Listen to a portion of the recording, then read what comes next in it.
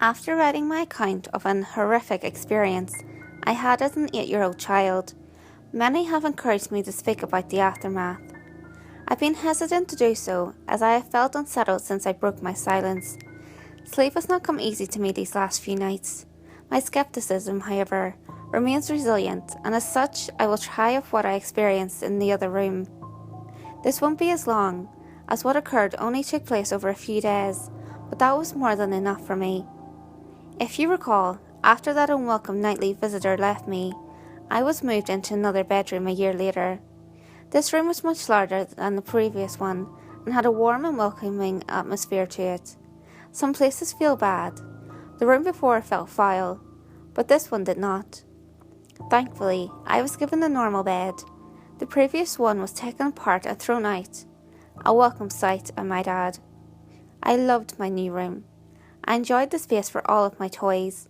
I was happy that the place was large enough to have my friends drop by. But most of all, I was relieved to just be out of that uneasy, foreboding part of the house.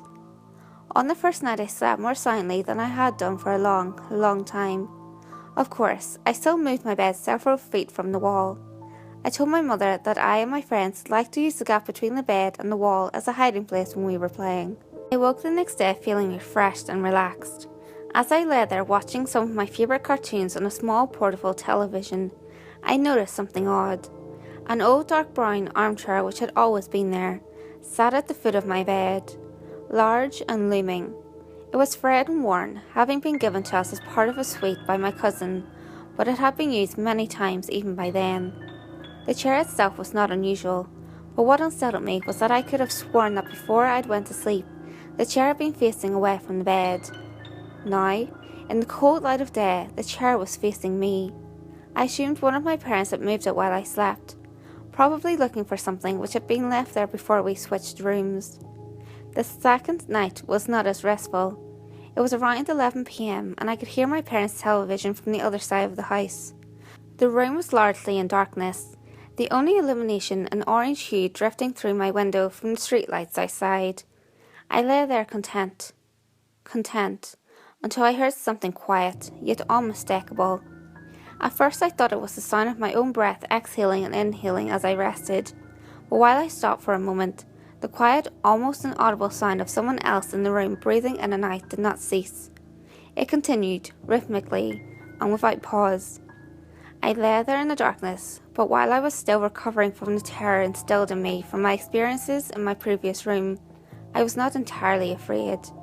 The breathing was so distant and unlike the wheezing I had heard during my encounter with that thing in the wall, that I remained calm. And even at that early age, I believed that it was so subtle, that it was probably my imagination playing tricks on me. Still, I took no chances. I stepped out of bed, walked across the room and turned the light on. The sound had gone. I stared at that old worn armchair facing the foot of my bed, which was within reaching distance of where I slept, and turned it around to face the other way. I had no real reason to do so, but something about it sitting there filled me with dread. The third night, I was not so fearless. Again, I woke in darkness. Laying on my back, I stared up at the ceiling which seemed to happily absorb dim orange light from the street. The tree outside my window swayed in a calm breeze, casting a strange collection of improbable moving shadows across the room. I could hear nothing but the long and distant hum of the city's night traffic. Just as I began to drift back to sleep, I heard it. A creak from the bottom of my bed, as if something had moved or shifted its weight on the floor. I raised my head, peering through the darkness, but saw nothing strange. Everything sat as it had done throughout the day. Nothing was out of place. I cast my gaze across the room. Some comics on the floor, a few boxes which had still to be unpacked. The armchair unmoved, still facing away from the bottom of my bed. There was nothing sinister here. Now fully awake, glancing over at my television, considering whether or not to enjoy some late night TV. I'd have to keep the volume low, of course, as my older brother would hear it in the next room, and no doubt tell me to switch it off. Just as I sat up fully in bed, I heard it again. A low creak, accompanied by a sound. The sound of the slightest of movements. I looked again at the room. The dim orange shadows cast by the leaves hanging by my window now took a more menacing form. I still saw no reason to be afraid. I stared at the chair at the end of my bed and saw nothing unusual about it. It's quite common for the mind to take a moment to fully come to terms with what it is seeing. It takes time to put the full horror of what is in front of you together into a moment of cold, bitter realization. Yes, I was staring at that old, worn armchair in the dark, but what I was also staring at was the person sitting in it.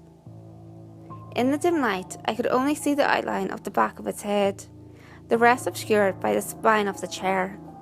I sat motionless, staring, praying, hoping that my eyes were being misled by their surroundings. The slow creak of movement as it shifted in its battered throne chilled me to my very core. This was no mere trick of the dark. Then it shifted onto its right side. I knew what it was doing. It was turning to look at me. It was difficult to make out, for even in that room it seemed darker than everything around it. I saw what looked like a collection of long fingers slipped over the crest of the chair, and then another. The room was silent before the sound of this thing shuffling in its seat, and the crash of my racing heart. At first, I could only make out the outline of its forehead, and then it began to rise up, revealing 2 pinpoints of light in the dark recesses of its deeply set eye sockets. It was staring at me. I screamed, and within a moment my brother and mother came into the room, switching on the light, asking if I'd had another bad dream. I sat speechless, barely acknowledging them, staring intently at the now empty armchair. I was only in that room for another few days before we suddenly moved. I saw nothing for the remaining nights, except for my last sleep in that room where I woke to the warm air of something breathing in my ear. I jumped out of bed, turning the light on. The slow rhythmic breath of someone unseen remained, louder than before. I spent the rest of that night on the couch in the living room. 2 years later, I slept soundly in my bed in our new house. There had been no other incidences, and I was sure I had left behind whatever strangeness had plagued me in that little average suburban home. I was, however, left one parting gift: my tormentors. And in my opinion, the watcher in that armchair was a different entity to the thing in the elongated room, had one last surprise in store for me, like an animal claiming its territory. I was not entirely out of their grasp. For one last, terrifying moment I felt the presence of those things. I lay there sound asleep. 2 years since those horrifying experiences, I was in the throes of a nightmare, and suddenly, happily found myself awake, safe and sound in my bed. The room was darker than usual. I breathed a sigh of relief, as one does when waking from a nightmare. But the room was so dark. I could see nothing at all, as if something had snuffed out the light. I chuckled to myself, realizing that I must have pulled my blanket up and over my face by sleeping. The cotton blanket felt cool against me, but the air was a little too warm, almost stifling. Just as I was about to remove the blanket for some air, I heard it. For the last time, I heard it. The rhythmic breathing of the watcher at the end of my bed. Fear gripped me, followed by anger and despair. Why could I not be left alone? I did something most peculiar. I decided to speak to it. Perhaps this thing did not mean to harm me. Perhaps it was unaware of the terror it had caused. Surely a young boy deserved some mercy. As the breathing grew louder and closer, I began to cry. I could feel its presence on the other side of the blanket, its breath hanging over me like a stagnant wind. Through the tears I uttered 2 words, words which surely would put an end to all of this. Please stop. The breathing began to change. It became more animated, quicker somehow. I could hear something shuffling next to me, standing close by. The breathing then moved, first back to the foot of my bed, and then slowly across the room, through the door into the hallway, and then gone. Half crying, half elated, I lay in the still darkness, my face still covered by my blanket. You may consider this a victory of some sort, but I do not. If those things were real, I know now beyond a shadow of a doubt that their intentions were not misconstrued. They were twisted, filled with malice. I would normally never use such a word to describe anything, but it's as close to evil as I hope to ever come. How do I know that? I'll tell you how. Moments after that thing seemed to have left the house, something pressed forcefully down on top of me. pushing the blanket with great strength against my face. I could feel a large hand with long, thin fingers wrapping the covers around my skull, its nails imprinted upon me like razor-sharp ridges. I managed to slide down into the gap between the bed and the wall, quickly making my escape, clambering and screaming out of my room, waking my family. Make no mistake, that thing in the darkness tried to smother me to death.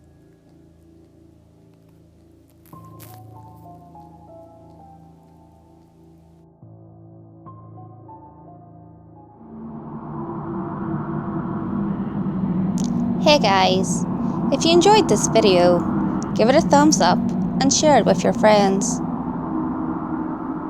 You can also leave a comment below. All feedback, good or otherwise, is always appreciated. If you have any creepy stories of your own, or have any topics that you would like me to cover, feel free to send them in via any of my social media. You can find all links to my social media in the description below. Until next time guys, make sure you lock your doors, stay safe, and I'll see you next video.